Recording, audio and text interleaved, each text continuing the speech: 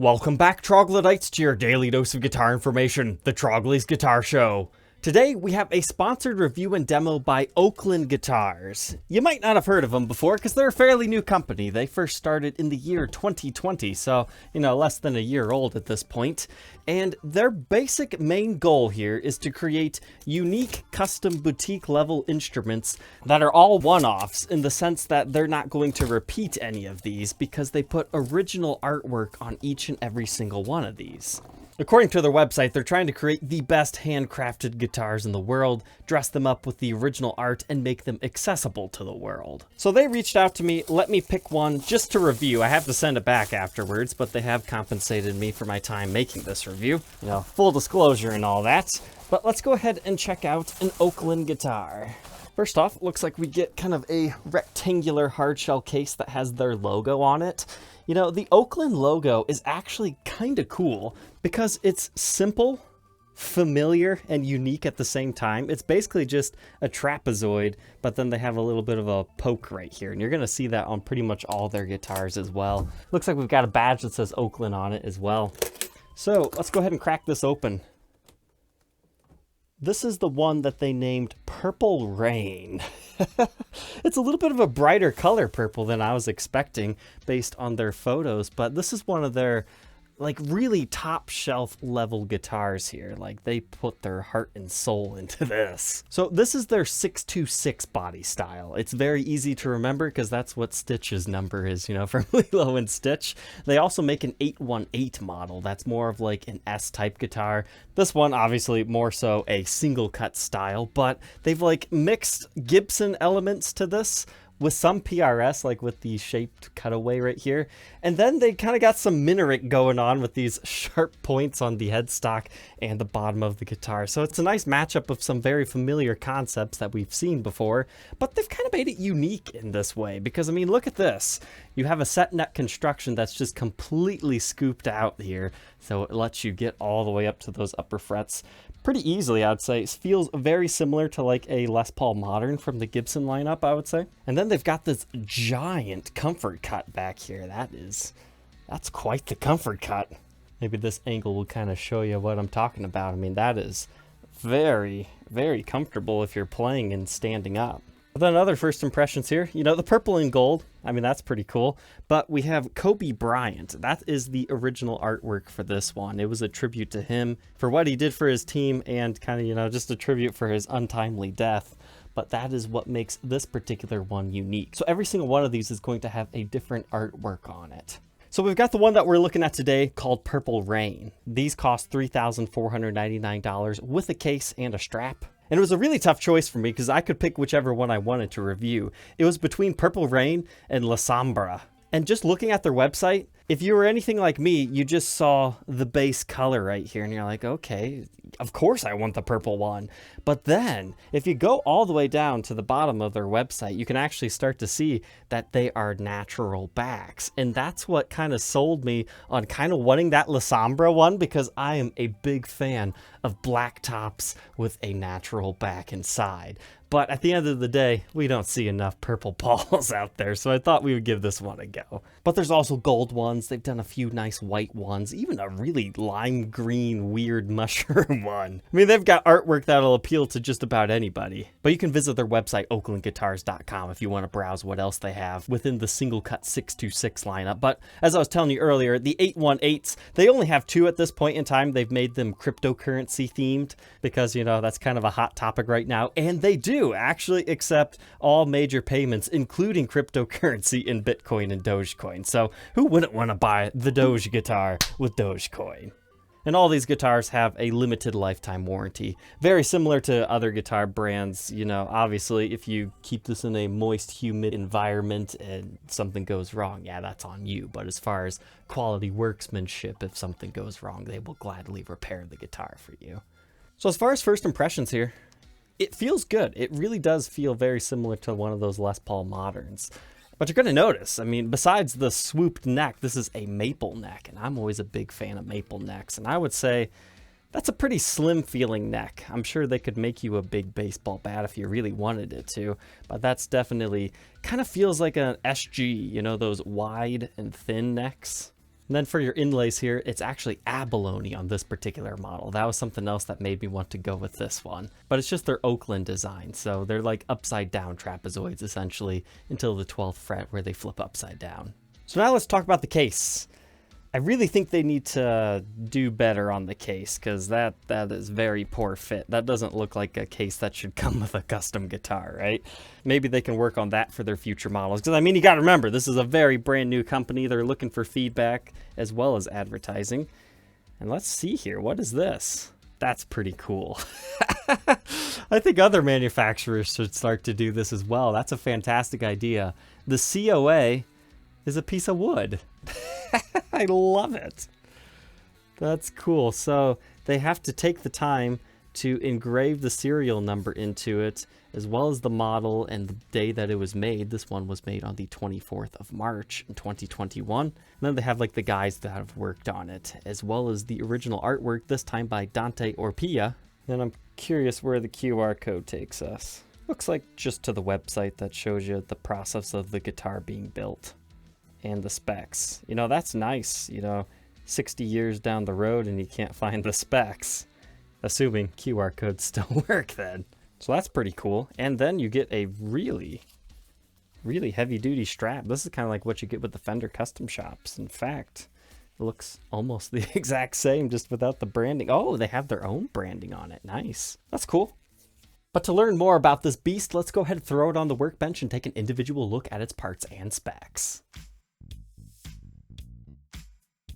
Let's go ahead and check this out. So I actually found different pickups in here than what the spec sheet said. So I've got a Seymour Duncan Jazz in the neck and the JB in the bridge. So that's the SH4 and the SH2. The website said it was going to have Orange Grove Classics, which were custom pickups by Grover Jackson, but maybe they copied and pasted the wrong spec sheet for this particular model. But hey, look at this. We do have a long neck tenon in here, so that's kind of a nice historic feature that they're doing on their guitars right here. But their neck set is just a little bit different, but we'll talk more on that just in a minute. So as far as the cavity routes, they look pretty good. They're not all splintery or anything. They finish them off just as well as any other manufacturer. And here you can see the maple top and the mahogany body where that begins, because this is created with very traditional woods. And then a little bit more on our pickups here. The pickup rings are a little bit wider than normal. They still feel of good quality, but they're definitely thicker than normal. You can kind of see what I'm talking about right there. So I'm not sure if they custom make their own pickup rings or what. But now let's talk bridge and tailpiece. They actually have pretty good stuff on here. This is Locking Tone Pros bridge and tailpiece. So essentially, if you're not familiar with these, when you put them on, they actually have a little Allen screw right here. So if you tighten that down, when you're doing string changes, this will not move. It won't fall off. There's some guys that say they sound better too because they are stuck to the stud. They won't move around at all. I think it's mainly just a personal preference thing, but you can also do that with your tailpiece. You've got your screw right there.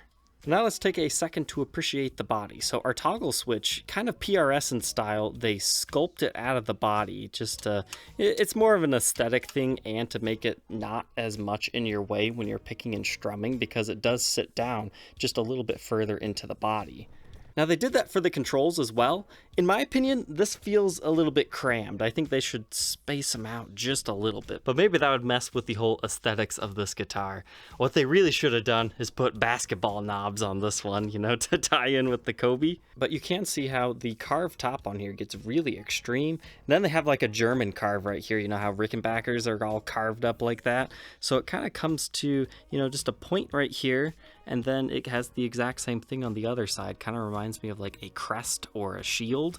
And I mean, that's kind of what they're doing right there. And then of course you get the extra swoop on the cutaway. But what you might not have noticed is instead of binding, they actually just expose the maple cap on the side. So it's like a natural wooden binding, very similar to what PRS does on a bunch of guitars. It's always a nice little touch. So as far as our pickup ratings, the bridge is hot at 16.08 K ohms. Our neck position is half that at 7.32. And in between, where does that leave us? About 5. So if I'm guessing correctly here, is this your bridge volume? Yes. Then I would assume this is your neck volume. Correct. And then this is a tone. Seems like it. I'm not seeing any fancy electronics on this, so no push-pulls. And your output jack is located on the side. It's one of those like football style mounts. Moving on from our body, we get to our neck. So this is a maple neck with a rosewood fretboard. So very traditional in that aspect, right? But here's where things start to change. This does not have a regular single cut scale length. So if you like the 24 3/4 inch scale length, this one's not necessarily for you. This is one for the guys that like play a bunch of Fenders or like the longer scales. Now, unfortunately, no, it's not baritone, but it is 25.5 inches. So kind of like a Stratocaster or a Telecaster. But it still utilizes 22 jumbo frets on here. The website says they're Jescar nickel jumbo frets. But then according to our spec sheet, things change here at the nut as well. So I'm measuring 1.71 inches, which is a little bit wider than normal, but not by too much. Online it was saying 1.73. I was scared this is going to be like 2015 Gibson specs, but really that doesn't seem too crazy. So 2.1 on the 12th fret, and then the first fret we get 0.86 at the first fret neck depth, and 0.94 by the 12th, so that is a very thin neck. We'll go ahead and grab that on the contour gauge. Here it is at the first fret and the 12th fret. You can really see just how wide that gets and how kind of shallow of a carve it is. It's a bit thinner than I prefer, but as far as QC goes, you do have some tooling marks, not a lot. Like you can see kind of a few right there, like a small one right here, and just some around the frets. I mean, overall, not the worst we've seen on the channel. It is a handcrafted guitar at the end of the day, but I really like those abalone inlays. They work really well with this purple finish. Especially that one, that's got some crazy color. Now we move on to the headstock. It's 3 on a side, and you've got a little bit of a sculpted area right here, so the tuners sit a little bit lower so you can get a different break angle on your nut. Now it might also just be a cosmetic thing, but you know, that's just something I noticed. But as far as the truss rod that they put in these, it's the kind that you need an Allen wrench to adjust, and they use a tusk nut on these. But the truss rod cover itself is this little piece of brass. I'm not quite sure what that design is meant to be. I'm kind of surprised they didn't put their Oaklyn design on it. But that just secures using one screw, and it looks like they might have put that a little bit too close to the route. But it didn't quite break through, so I think we're okay. But you can see their logo at the top of the headstock as well, and spelled out here on a decal. I did see a small ding right here, but something else that you might be interested in knowing is, you know, what kind of finish is this? Is it a poly? Is it, you know, whatever? No, it's a true nitro finish. So if you're into, you know, those thin finishes that'll age and crack and check, this technically seems like it should do that in the future, which would be kind of cool. Take a quick look at that comfort carve again, just to see how much they really took off of that guitar right there. And another angle to see that wooden binding, essentially, the exposed maple cap. That'd be kind of cool if they would do a figured maple one. I mean, despite being a solid finish, they also have non-solid finishes, so if you do get one that has a figured top like this one on the screen, then your binding would technically have a little bit of figuring to it as well. Here's an up-close look at the artwork. I'm not quite sure what it's supposed to be. Is it Kobe doing a backwards slam dunk with a snake going around him? I'm not sure. My final thoughts on the workbench. QC, it was alright. We did have some marks as we saw here. I did see a small little blemish on the finish right here. It's like something got underneath it, so you can kind of see something sticking up there, and if you pick at it, you might lose the finish. I'm not sure. There's that small ding in the finish right here, and a bit of a blemish up here at the top of the headstock. Now, some of that could just be that this is the demo model that they like to send out, but it is listed on their website as new, so I do want you to be aware of that if you're interested in purchasing this. And as far as the factory setup, it doesn't look like they actually set the intonation on this one. That's just kind of how they come stock from the factory. Moving on to the back side of the guitar, a few additional surprises you might not have caught at first. So they actually route a little bit out of the wood to have their Oaklyn symbol in here. And then when I took off the backplate control cavity, I was surprised to find they also stamped the serial number right here in the lid. Gibson actually did that for a very brief time in the 80s as well. So that's kind of cool to see a company bring something like that back. I mean, despite the fact that this is not a bolt-on neck and there's really no way to mix match the bodies except for when they're building it, it's just, you know, nice to see that there's serial numbers in multiple locations. So as far as our electronics in here, We've got 500K pots. I can't necessarily see a manufacturer on them unless that TAQT is what it is, or Tau. I'm not really familiar with that brand. But we do have an orange drop capacitor in here, and everything is shielded off on the inside. And here's what your output jack looks like. And here's what they do for their toggle switch cavity. But another interesting choice is for the back plate covers, they don't actually use screws. They use these tiny little guys that you use an Allen key to turn down. It's kind of an interesting choice that they do it for the back plate, but they don't do it for everything else on the guitar. Personally, I feel you should either go one way or the other, but it was interesting to find. Perhaps it really comes down to they can put a little metal insert in this guitar right here. That way you don't have to worry about the wood cracking. Maybe that's the reason they do it. Oh, and the back plates are 3-ply for some reason. Interesting. Nice and thick, that's for sure. Don't have to worry about those cracking. But as far as the body shape goes, this is interesting. A lot of these pokey guitars, they come to a very sharp point, but this one, it's more so rounded until this area. Now it's pretty sharp on the front, but just not on the back. In stock from the factory, this example has Dunlop strap locks. And they call this a fluid neck join. So it's just, you know, getting out of your way. That is a significant cut right here. As far as the body width itself, it's about 1.92 inches. But this is an African mahogany back. It has a lot of figuring in it. It changes all the time in the light. I love mahogany backs that look like that. And then the neck itself is made out of maple. This is a pretty plain maple neck. It's got some ringage. Then you have like a little bit of a flame area right here. But it is a single piece of maple here. I think it'd be cool if they would offer a model in the future that has like a figured maple neck or a multi-pieced one, because I think that would help them stand out for the guys that like the super wood grainy, flamey stuff. But hey, take a look at this. Here's our serial number engraved into the guitar, or stamped, whatever they do to do it, and then made in USA. Now, if you haven't figured it out yet, Oaklyn, California. These guitars are made in California. That's where they got that from. And you have 15:1 ratio locking hip shot tuners. So hopefully this thing will stay in tune pretty good. I mean, you got locking pretty much everything hardware-wise. Bridge, tailpiece, and tuners. So let's go ahead and grab the weight on this one real quick. And that would be 8 pounds, 9.4 ounces. Let's go ahead, plug it in, and hear how it sounds.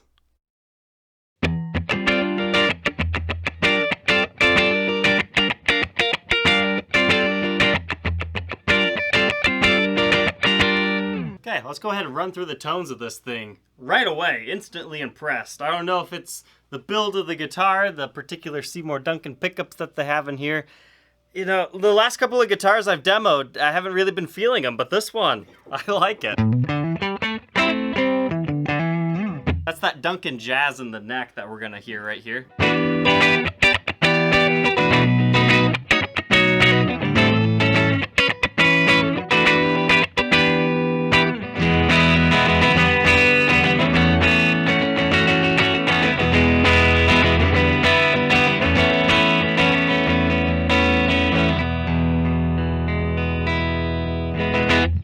Love the clarity on that.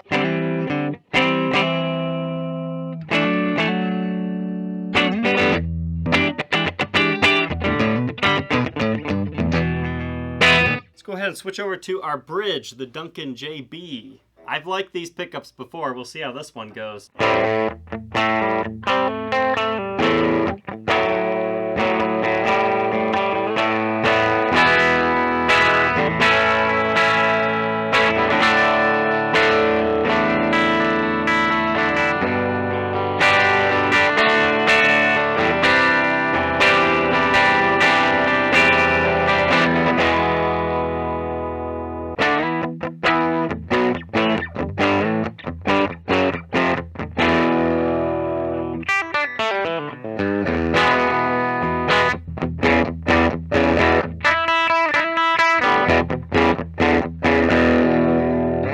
That's going to come to life with some distortion, I can already tell. Now we'll try that middle position, which is a blending of these two.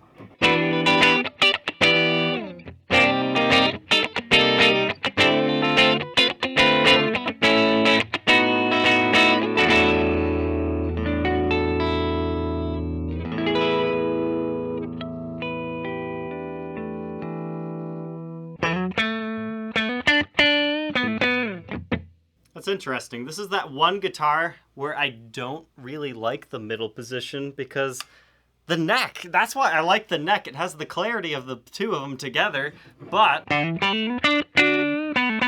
you're just at the neck. So if you need just a little bit more bite to that, that's when you'd go to that middle position on this guitar.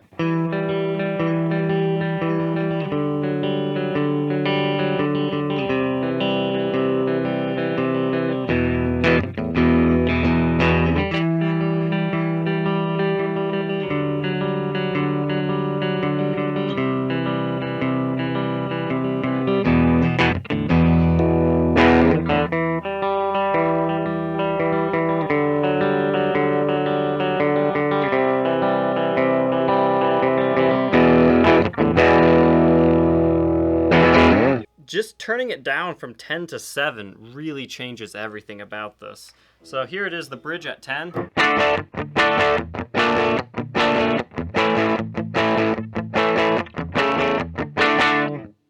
Take it down to 7. I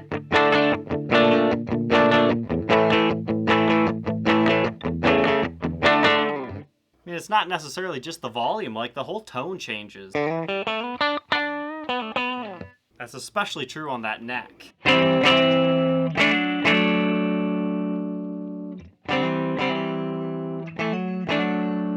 See how it kind of loses some of that sparkle? So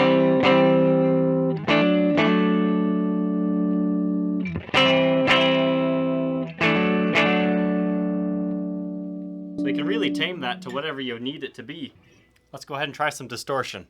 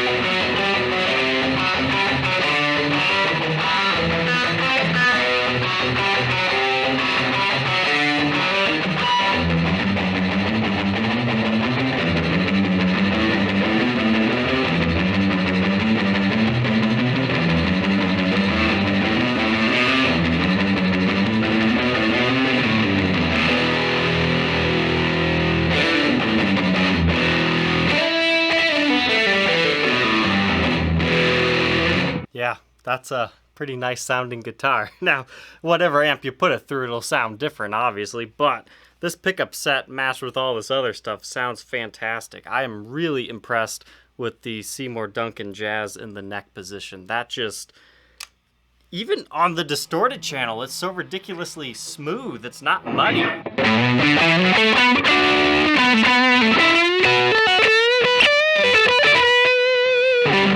Like, sometimes I forget I'm on the neck position and not the bridge.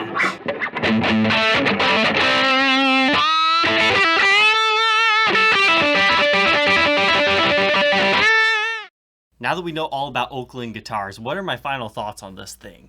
Pleasantly surprised, that's what I've got to say. Like, I had a pretty high expectation for this coming straight from the manufacturer at $3,500. And I would say, as a boutique leveled instrument, I can totally understand it. You're definitely getting a lot of bang for the buck here.